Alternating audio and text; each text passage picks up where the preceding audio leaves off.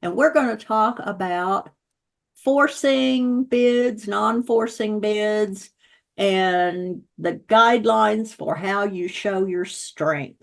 I get questions all the time about, I don't understand, why is that a forcing bid? So I'm going to try again to help you out with this. Please feel free to ask questions.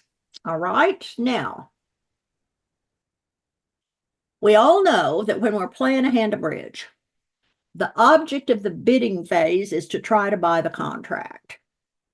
And of course, we want to end up in the best contract possible. And so whether the auction is contested or not depends on many things.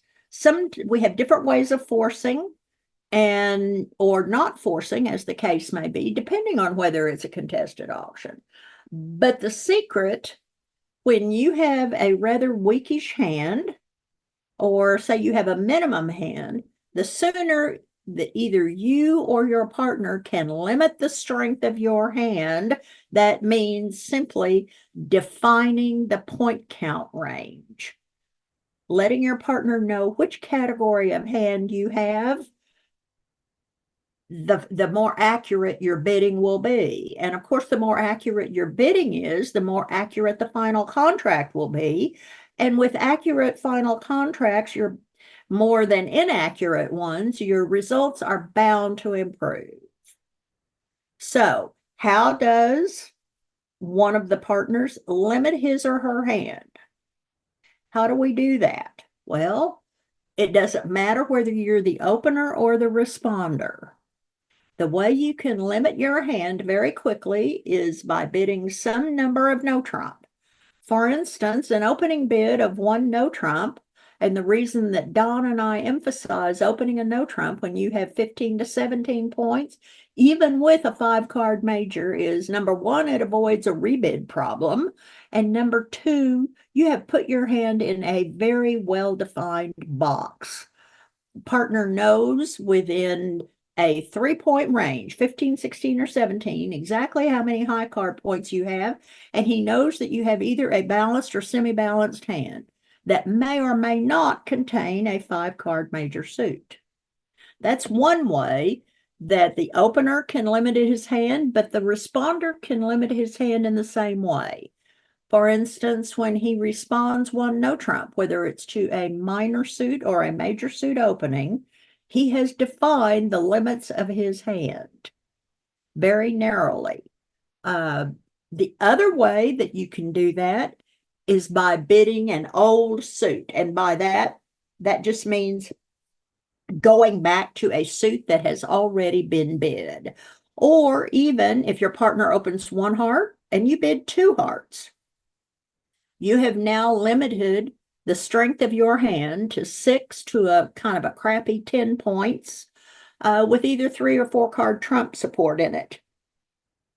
Most of the time it will be 3-card support because some of us have ways of showing 4-card support even with a hand with 8 or 9 points in it.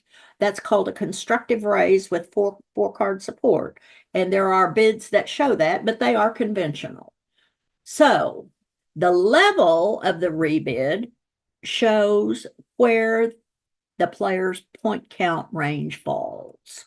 Now, in choosing the level of the rebid, the opener and the responder have put their hands into a category that is minimum, invitational, or forcing. And obviously, these categories represent different point ranges depending on whether you're the opener or the responder. So let's take a look at what some of those might be.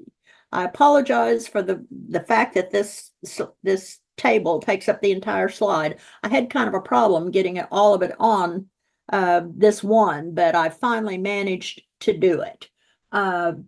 If you're the opener, notice I say 12 to 15 points. You may have 15 points and a small singleton in a suit, and you would not open one no trump. But if you have a hand that's got 12 to 15 points in it, that's categorized as a minimum. a minimum hand. So when you rebid, you're going to rebid at the lowest possible level. It may be one no trump, or it may be two of an old suit, something like that. I have a list following this table of what kind of bids would show a minimum, an invitational, or a game forcing hand, and we'll get to that in just a minute.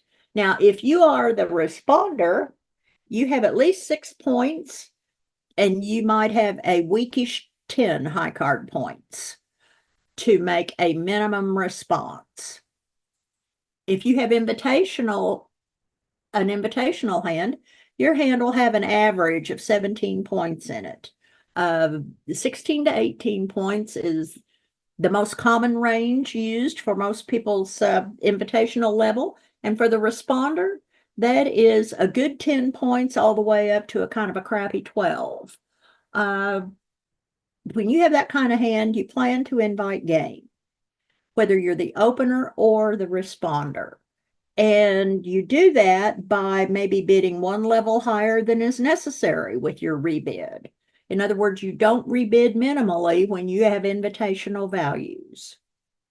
And finally, if you have as opener the hand that is just one step beneath the 2 club opener, saying I have only 4 losers in my hand and I only need about 1 trick from you, partner, to have game, then you have a game forcing hand if your partner has bid. Remember, if he has bid, he's promising 6 points. And 19 and 6 makes 25. And when I can come to 25 points, then I want to be in a game somewhere. So when you have this kind of hand, you're going to insist on game. If you have 12 or more points in your hand as responder, that's the same thing. That's one reason that so many people like the 2/1 game force. When the responder holds a hand worth at least 13 points, that's 12 high card points and a doubleton, say, that it immediately says, we have enough for game, partner. You've established the game force early. That fits right in with that guideline that says as soon as you can define your point range, the better off you are. So when you have this kind of hand, the strongest one, in other words, an opening bid of one of a suit, you don't have enough to open 2 clubs, then you want to make forcing bids, either one that's temporarily forcing or one that is forcing to game. There are 2 different categories here, and I'll get into that in just a minute. So when you have a minimum bid, here's what you can do. If you have support for your partner's suit as opener, in other words, if it's a major suit, you have 4 of them, not 3, then you can raise 1 level, saying, yeah, partner, we found a fit, but I don't have a great big old hand. How high we go over 2 here depends on how strong your hand is. I show an example here of 1 club by you, 1 heart by your partner, and a raise to 2 hearts. Or the bidding might take a little longer to find the fit. 1 club, 1 diamond, 1 heart, 1 spade, 2 spades. It's rare that you play in the 4th suit, but sometimes you do. You can rebid at the minimum level your very own suit that you opened if you have 6 of them. So in other words, 1 diamond, 1 heart by your partner. I don't have 4 hearts, partner, but I do have 6 diamonds, and I have a minimum opening hand. So the rebid is 2 diamonds. I have now limited my hand to the 12 to 15 point range, but I've shown 6 diamonds. You can rebid no trump at the minimum level. You've heard me talk about the 12 to 14 point no trump. In the United States, the way that we do that is open 1 of a suit, often a convenient minor, and then based on partners rebid, when we don't have 4 cards in a major suit that they have bid, and we don't have 4 cards in the other major suit, then we rebid 1 no trump. This is just takes one round longer to get to no trump because we lack the requisite 15 to 17 that we use here. This is an example here: one club, one heart, one no trump, or one spade, two diamonds, two no trump. This is no trump at the minimum level. Notice partner made a forcing bid. This is a new suit by a responder who has not previously passed. That means that the opener has to bid again. Now, you can rebid another suit so long as the second suit is lower in rank than the first suit you bid. Because when you rebid a suit that's higher in rank than the first one that you bid, you have reversed the hand. That requires, in the neighborhood, most people say it requires at least 17 high card points to do that. It is typically an unbalanced hand, so you don't open it one no trump. It is basically the unbalanced equivalent of the hand that would bid two no trump on the second bid as a jump. It's that level of strength, but the shape is completely different. So if you have a new suit that's lower in rank than the first one you bid, then you can rebid that suit and show a minimum hand. One spade, one no trump, two hearts. Hearts is lower in rank. This asks partner to take a preference. It promises at least 5 spades and at least 4 hearts. It could be 6-5. It could be 5-5. We don't know yet. But at this point, you're asking partner to choose between your two major suits. Or sometimes it's one diamond, one spade by your partner, 2 clubs. It's not always the major suit, and partner hasn't always bid no trump. But the second suit is lower in rank than the first one that you bid. That shows a minimum hand. Sometimes you have to make it with a hand that has 16 to 17 points in it, because there's no really good way to show an invitational two-suiter. So sometimes when the opener has bid this way, he will have as many as 16 points in his hand. Still not quite enough to reverse, although some people will do it. I've not been very successful when I've decided to reverse with 16 points, so I tend to like to have more than that. But most of the time it will be a 12 to 15 point hand, and asks your partner to choose between your two suits. That's the opener. If you are minimum as responder, then you can raise your partner's opening suit if you have support.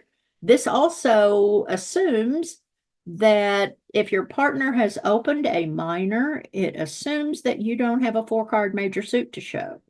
Remember, we never, ever, ever raise partner's minor suit when we can show a 4-card major.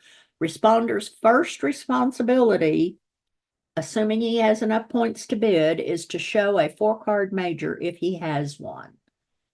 But if your partner opens a major suit, you have a minimum hand with at least 3-card support, you can raise it one level. We've all seen this many, many times. 1 heart, 2 hearts, 1 spade, 2 spades.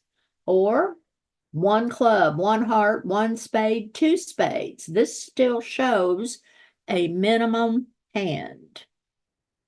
When you rebid at the cheapest level, you're showing a minimum hand. This responder here doesn't have an invitational level hand. If he did, he'd have bid 3 spades, not 2.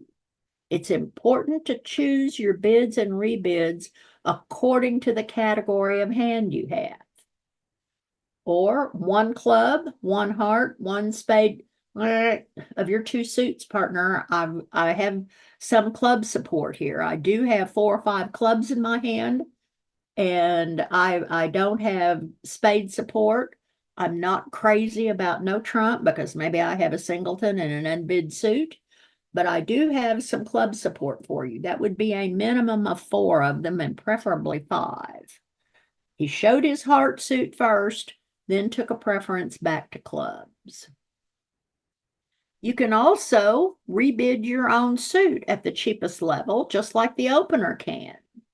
One club by your partner, one heart, one spade by partner, two hearts. This does not invite any further bidding by the opener. This is what's known as a drop dead bid.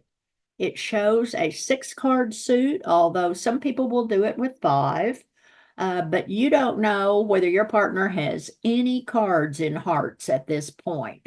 So to protect yourself, it should promise 6 cards. Anytime you rebid a suit, it should promise 6 cards. Occasionally, you're backed into a corner and you have to rebid a 5-card suit, but that should be the exception rather than the rule. Partner is expected to pass when you bid this way as responder.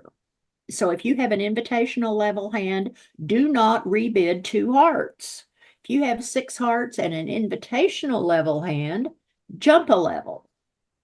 You have to be careful that you get your hand properly categorized so you and your partner can arrive at the best contract.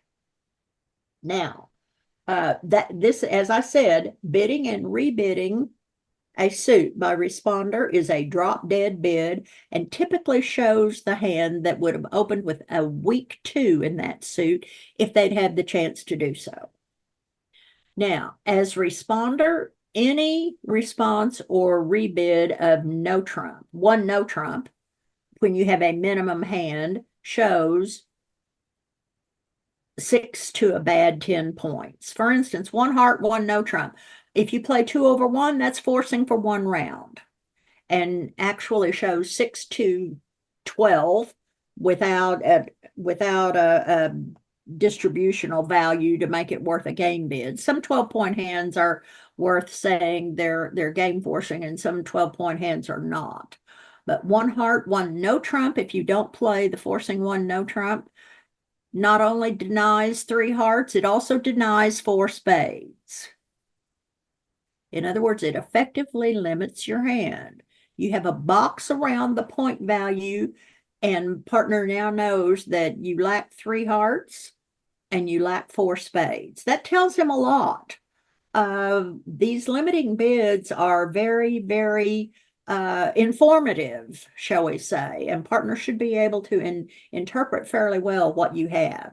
Same thing applies if you open a minor, 1 club, and then you can respond 1 diamond. If you have a 5-card diamond suit, that's certainly appropriate, especially since it leaves a lot of room for your partner to further describe his hand. 1 spade by your partner, and now you have to say, well, I have a minimum hand over here, and this 1 no trump bid denies having 4 hearts as well. Does that make sense to everybody? If I have 4 hearts, I'm not bidding 1 diamond here. If I have a minimum hand, I'm getting that 1 heart bid on the table immediately, because I may not get to show the 4 hearts in a later round of bidding. So when I rebid 1 no trump here, I deny both 4 hearts and 4 spades. This probably means I have a 5-card diamond suit, since I don't have a 4-card major suit, and I have limited my hand. Susan, I have a question from the chat. Sure. And if my partner opens a spade, I respond 2 clubs, and he says 2 hearts. Is that forcing? Well, you rebid at the 2 levels. I'm going to get into this later on. Okay. When you respond at the 2 level, you promise your partner another call. Thank you. So you should take another call when you have responded at the 2 level. Okay. That means you have at least 10 high card points, and your partner could have as many as 16 or 17. And Sherry has a question. Go right ahead, Sherry. Why does the 1 diamond bid, why does that not show it denies? I would think it would deny 4 hearts and 4 spades. Well, it might or it might not. Yes, I would think it would also. But let's remember that your partner wants to describe his hand accurately. And so once it's one club, one diamond, right now your partner doesn't know whether you have an opening hand with 5 diamonds and 4 hearts. I would bid 1 diamond first if that's what I had, or 5 diamonds and 4 spades. We don't know yet. 1 diamond is an unlimited bid. That's why it's forcing for 1 round. You cannot make the assumption until your partner has limited his hand by bidding 1 no trump. Now opener knows that he doesn't have a 4-card major.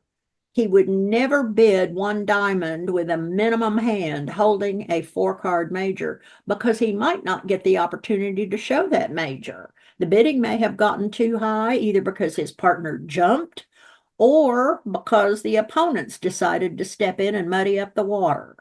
So at this point, 1 club, 1 diamond, all you know is he has at least 6 points and he had a good reason for wanting to bid diamonds. We don't know what that is yet, though. So it's because he hasn't limited his hand yet. You don't know. He has at least 6 points.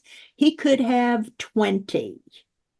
But his bid is forcing for 1 round because he has not previously passed.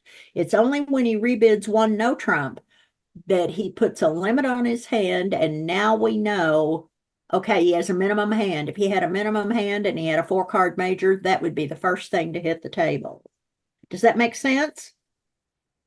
That is really helpful. Thank you. Good. All right, now we're going to talk about invitational bids.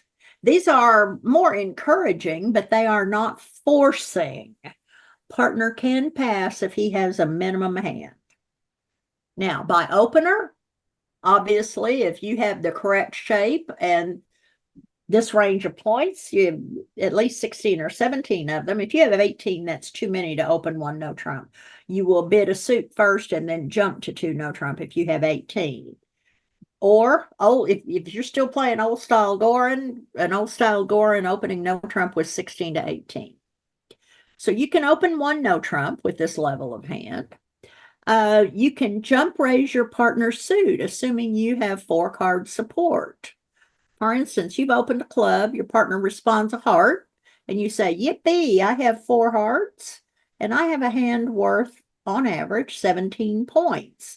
This is considerably better than the hand worth 12 or 13 and requires only 9 or 10 points from partner to make game. So you show him that by jumping a level, by bidding 3 hearts. Or sometimes you have to do a lot more bidding than that. If you open a club, partner responds a diamond. Here we go, up the ladder again. 1 heart then is your rebid, and then partner rebids 1 spade. That is not considered forced suit forcing for those of you who play it. Most people play that the responder has to jump to 2 spades to show fourth suit forcing. 1 spade shows merely a hand that has 4 spades in it and does not have 4 hearts. Now, if the opener has also 4 hearts and 4 spades here and a hand worth, on average, 17 points, he can jump to 3 spades. If partner has a dead minimum 6 points, he will pass that. But now he knows that his partner has an invitational level hand, and very often a hand with 8 or 9 high card points in it is all you need to make a game. Now you can make a free raise of 3 of an agreed upon suit. This is typically a game try, although there are better ways to make game tries than rebidding your agreed upon suit. 1 heart, 2 hearts, 3 hearts, for instance. Or 1 club, 1 heart, 1 spade, 2 spades, 3 spades. That shows an invitational hand. With a minimum hand, opener would pass 2 spades or 2 hearts. If your partner has bid a suit that you can't support, but you have a 6-card suit of your own and a hand that falls in this range, then you can jump rebid your own suit. Now, bear in mind, you don't do this if your partner gave you a 2/1 response and you play 2/1 game forcing. when you play the 2-over-1 game force, you don't jump around. So this pertains only in this kind of a situation: 1 club, 1 heart, 3 clubs. If your partner, say you opened a heart, your partner bid 2 clubs, you don't jump to 3 hearts to show this range of hand. You conserve the bidding space so that you can make a slam exploration if you want to. Now, this is also the level of hand that it takes to raise your partner's 1 no trump response to 2 no trump. Remember, you don't raise partner's 1 no trump response to your opening bid with a common garden variety 12 or 13 point opener. It requires about 23 points between the 2 hands to be successful in a 2 no trump contract. If you have 13 and your partner has 6 or 7, you're not there. Even if he has 9 or 10, which is against the odds, you may be a little short. So if your partner bids 1 no trump and you don't have an invitational level opening hand, you probably need to pass that 1 no trump bid. Now, what happens if it's the responder that has an invitational level hand? Well, first out of the box is our old friend, the limit raise, promising 4 cards support. The direct jump to 3 of partner's suit should always require at least 4 card support. In the case of a minor, if you don't play inverted minors, it should show 5 card support. If you have your own suit and an invitational level hand with 6 cards in that suit, then you can jump rebid your own suit. Like I talked about earlier, don't rebid it at the cheapest level if you have an invitational level hand. You must always be certain to reevaluate your hand after every time your partner bids or the opponent's bid. If you can come to invitational values, maybe your hand has grown up since your partner bid, then don't bid like you have a minimum hand like you may have initially thought. Be very careful to reevaluate your hand and make your best effort to describe the true strength of your hand to your partner. Now you can also make a free raise to the 3 level of an agreed upon trump suit, because if you had a minimum response, you'd just pass at the 2 level. 1 club, 1 heart, 2 hearts, 3 hearts. Hey, partner, I'm sitting on 10 or 11 over here. Do you have some extra so we can bid game? Notice, these bids are not forcing. They are the bid of an old suit, so they are not forcing. Now, almost any bid of 2 no trump at any time in the auction, unless it's a conventional bid, can be made with 10 to 12 points. 1 club, 2 no trump, for instance. You will find a lot of people who do not like this bid because they feel it wrong sides a no trump contract. Well, if the responder has 11 or 12 points, he has very nearly as many as the opener does. And so I don't think that's a really legitimate concern here, particularly if your partner is prone to open 11-point hands. You may have as many or more than he does. If, for instance, your partner opens 1 no trump, you can raise to 2 no trump with 8 or 9 points, because remember, when partner opens 1 no trump, he has the invitational level opening hand. So 8 or 9 points is all that you require here to make an invitational bid at no trump. Or 1 club, 1 heart, 1 no trump, 2 no trump.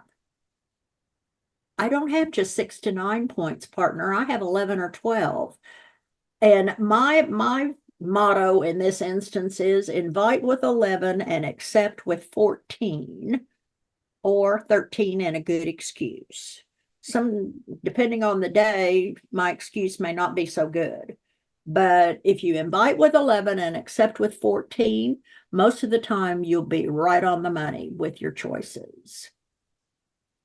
Now, if you make a delayed 2 no trump rebid at your second or third turn, in other words, that also shows a 10 to 12 point range hand.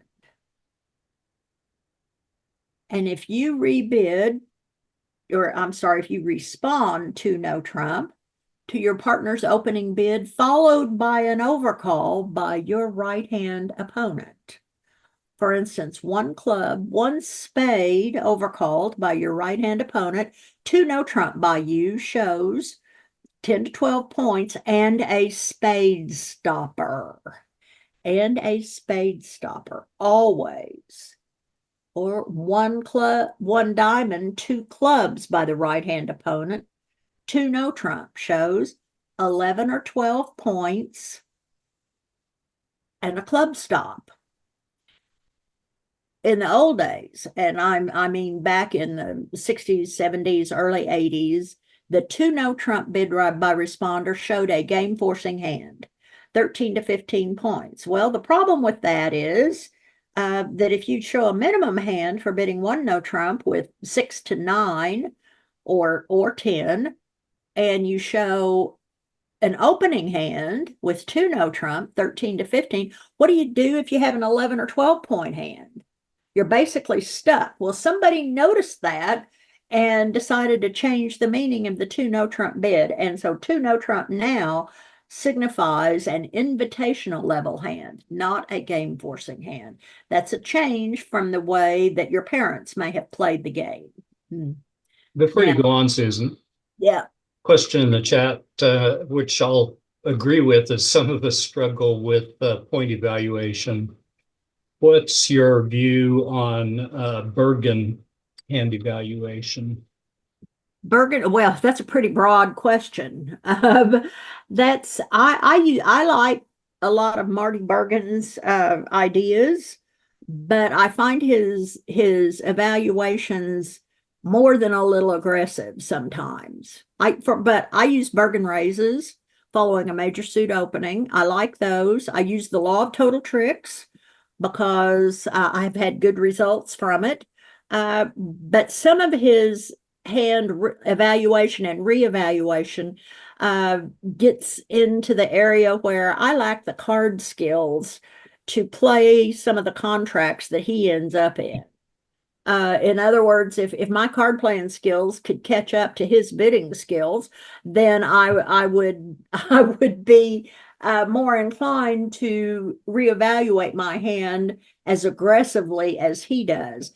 But having said that, there are many, many, many good ideas that he has. Like, for instance, giving yourself another point if you have a quality suit.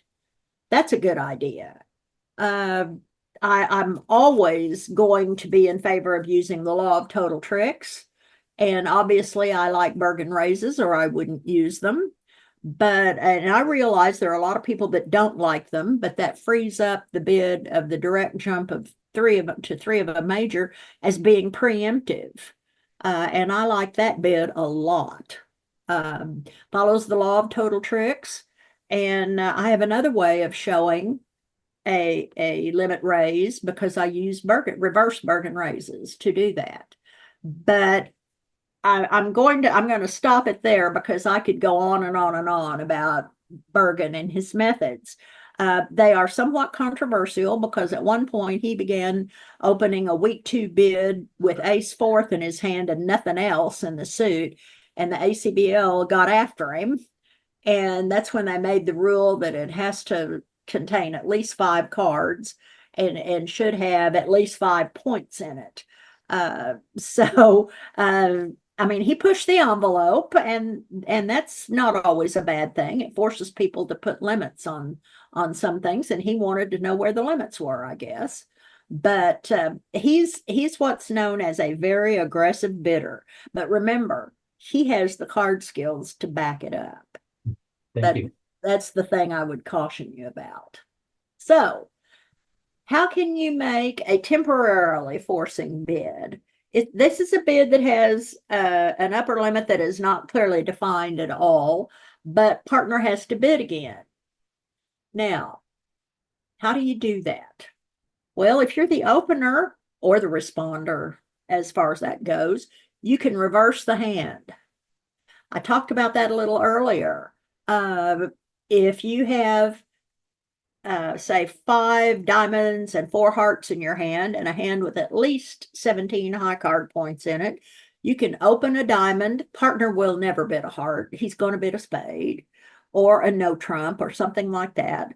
Then when you rebid 2 hearts, you're showing a hand with more cards in the first suit than in the second suit, and at least 17 high card points because you bid the suits in reverse rank. You didn't open the higher ranking one first.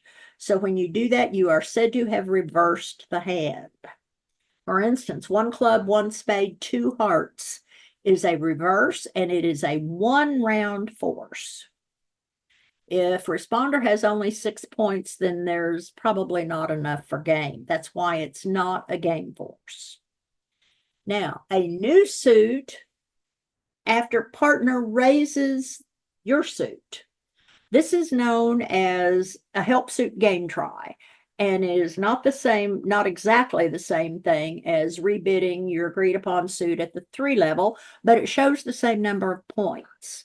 You're trying to be a little more precise in finding out how well the hands fit together when you use a help suit game try. It looks something like 1 heart, 2 hearts, 3 clubs. Partner, I have honor 3rd in clubs. Can you help me out here? Can you limit my losers?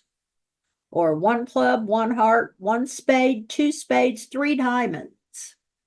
I have at least an invitational strength hand, and I'm wondering if you can help me out here in diamonds. I need help here. If you have help for me in diamonds, it might be shortness. It might be a singleton. It's just a question. Can you limit my losers in the diamond suit? Notice these bids are below the 3 level of your agreed upon trump suit. If you can't make a help suit game try below the 3 level of your agreed upon trump suit, then your game try has to be 3 of your agreed upon suit. Now, if responder is an unpassed hand, a new suit at the 1 level, of course, is always forcing, whether it's the first bid or the second bid. A new suit at the 2 level is temporarily forcing because in standard American, that promises at least 10 high card points, and it promises another call. If your partner has a hand worth 15, 16 points in there and couldn't open no trump, if you have 10 points, you probably have a game. So you owe your partner another call when you respond at the 2 level. Now, there is an exception. If the opener rebids 1 no trump, he has limited his hand. A new suit by a responder here then is no longer forcing because opener limited his hand. For instance, opener bids 1 club,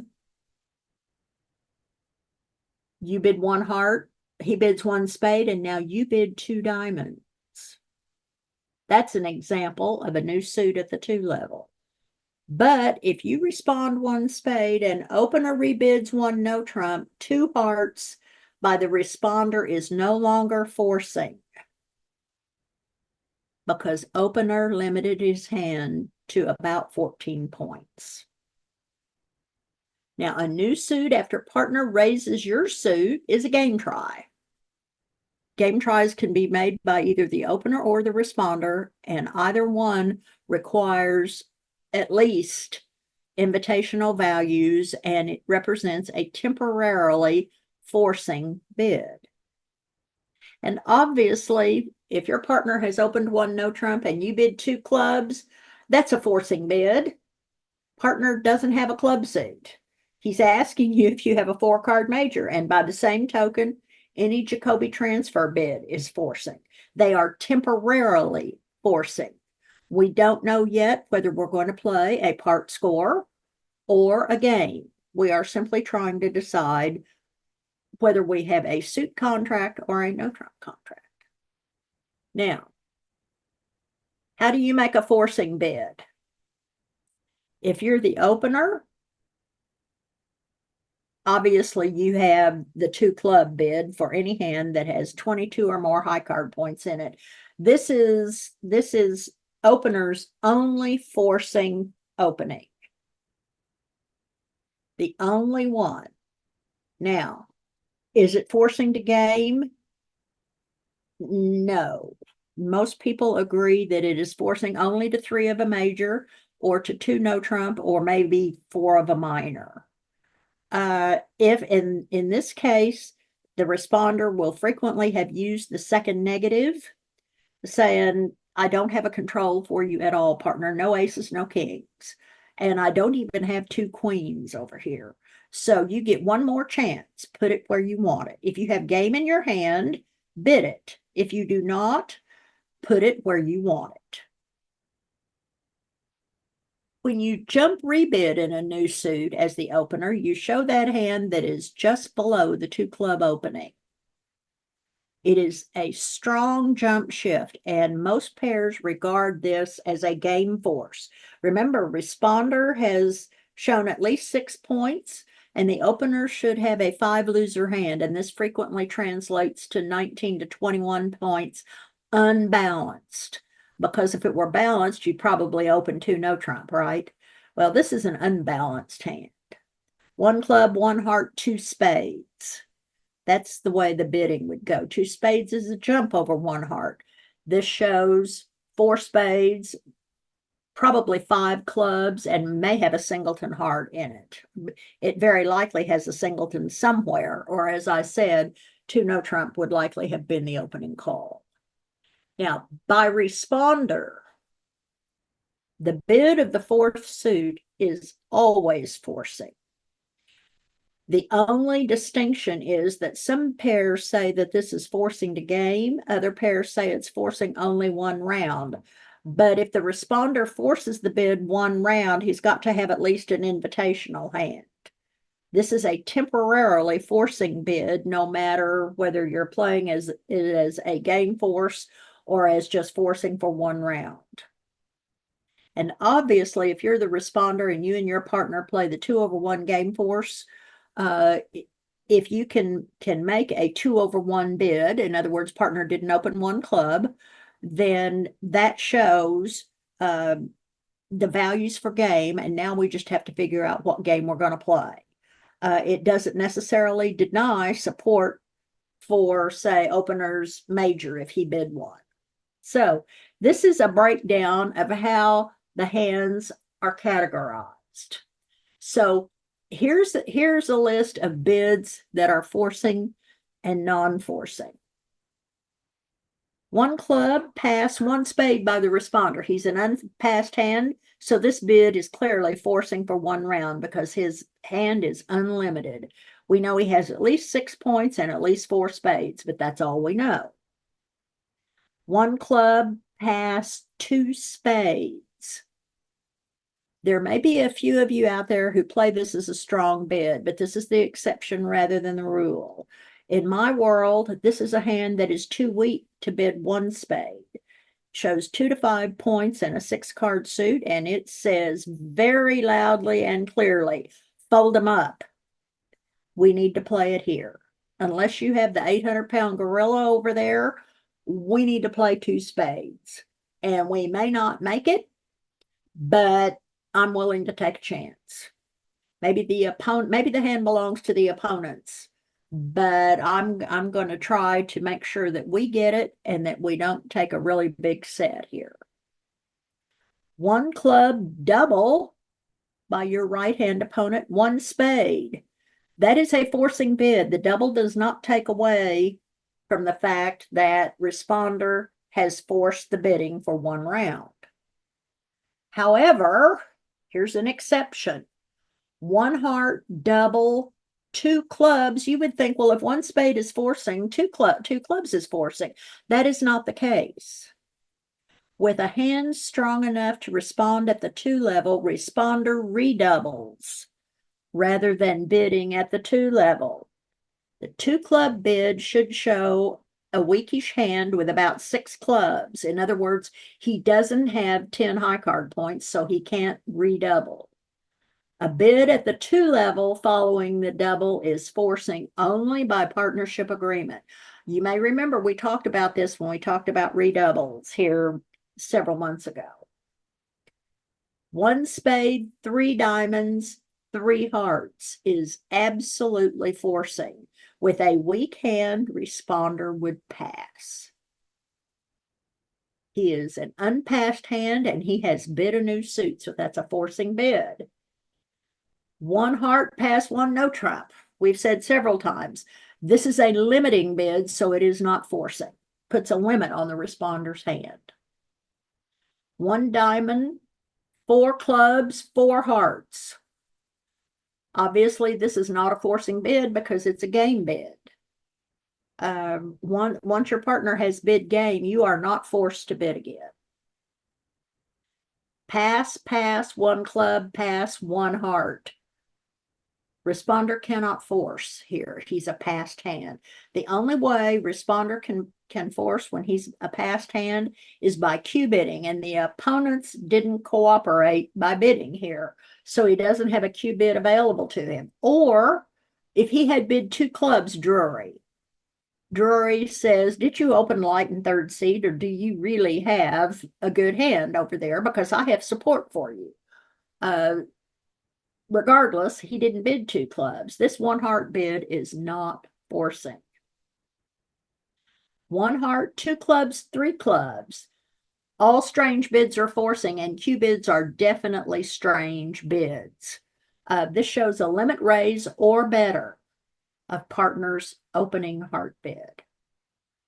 And here is one that gets me bad results more than any other bid out there. When I'm playing in a game and somebody preempts and the preemptor's partner bids a new suit, it is forcing for 1 round. That bid frequently gets passed. They make the bid. It makes exactly. Those of us who follow the rules and bid again as the preemptor don't, and we get a bad result. And there's nothing that's ever done about it. I don't know what could be done about it, but I get more poor results in my own games from actions by people at other tables that are in the game, because you can go back and look, when you play, you can go back and look at the results, and when somebody passed a forcing bid. Yeah, this is why we say if your partner preempted and you don't have support, you just pass with a weak hand. You don't rescue your partner.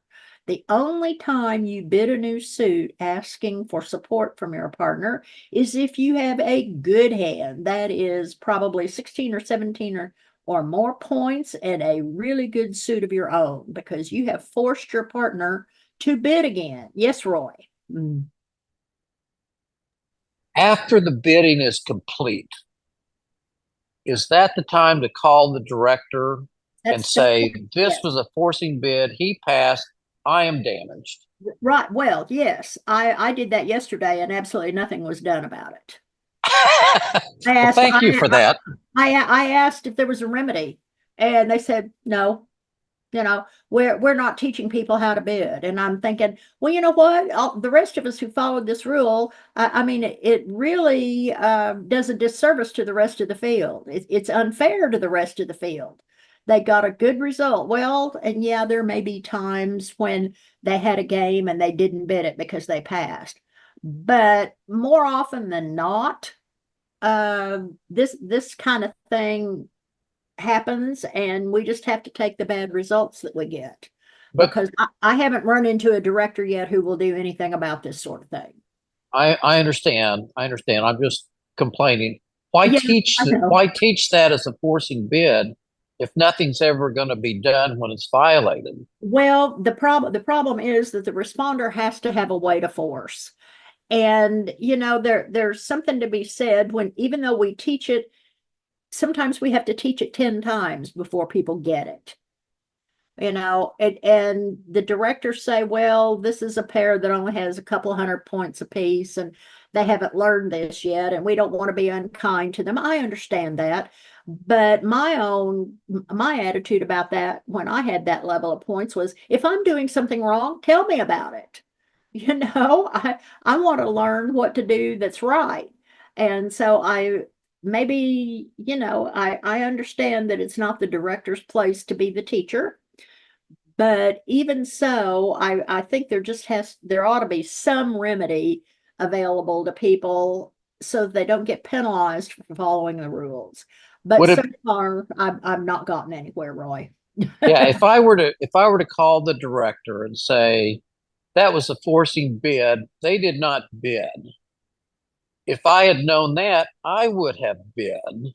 Well, and if that's the case, yes. Say, for instance, in the case of reverse, you look at that and you say, because reverses get passed all the time too, and they end up making, but just because.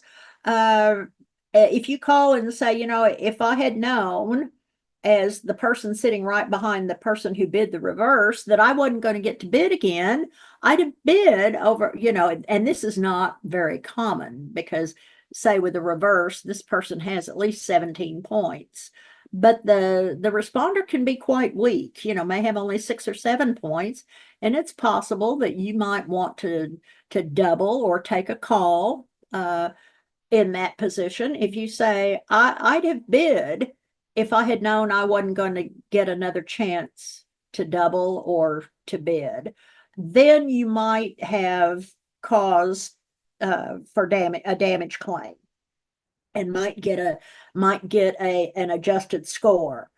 But it all depends on the discretion of the director. Some directors are open to that, and others just say, play on, go on. What's done is done. He passed a forcing bid. Oh well,